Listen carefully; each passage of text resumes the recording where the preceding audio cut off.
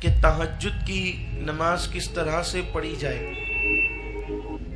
आम तौर पर हम जैसे नमाजें पढ़ते हैं, तहज्जुद की नमाज भी ऐसे ही पढ़ी जाती है।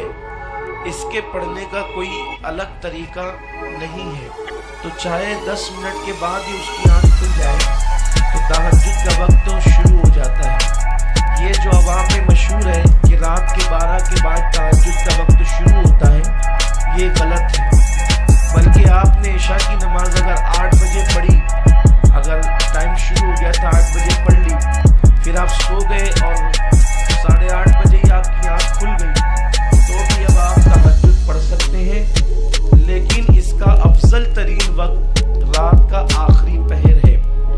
रात का आखिरी पहर इसका अफजल तरीन वक्त इसलिए है कि हदीस पाक में आया है कि अल्लाह के हबीब मुस्तफ़ा करीम सल्लल्लाहु अलैहि वसल्लम फरमाते हैं कि रात के आखिरी पहर में हर शब यानी हर रात अल्लाह अपनी शान के मुताबिक पहले आसमान पर नुज़ूल इजलाल फरमाता है और वो अपने बंदों से फरमाता है, मेरे बंदों मेरी बंदियों मांगो क्या मांगना है। तो उस वक्त तहज्जुद का और दुआओं का अफजल तरीन वक्त है। इसलिए बुजुर्गों से यही साबित है कि वो रात के आखिरी पहर में तहज्जुद की नमाज पढ़ा करते थे। लेकिन अगर कोई पहले पहर में भी पढ़ ले तो तहज्जुद अदा होगी, सवाब मिलेगा।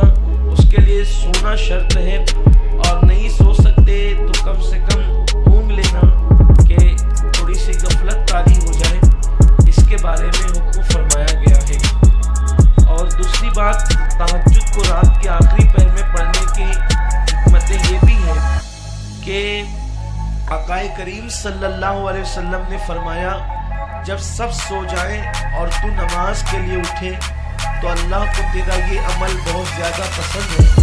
ऐसा करने वाले को अल्लाह क़यामत के दिन हिसाब व किताब की तकलीफ से बचा लेगा और अल्लाह ताला उसको मुश्क के टीले पर बिठाएगा। जो बंदा उस वक्त नमाज पढ़ता था जब सब सोए होते थे, और अक्सर रात के आखिरी पहर में सब सो जाते हैं, लोगों की अक्सरियत सो जाती है,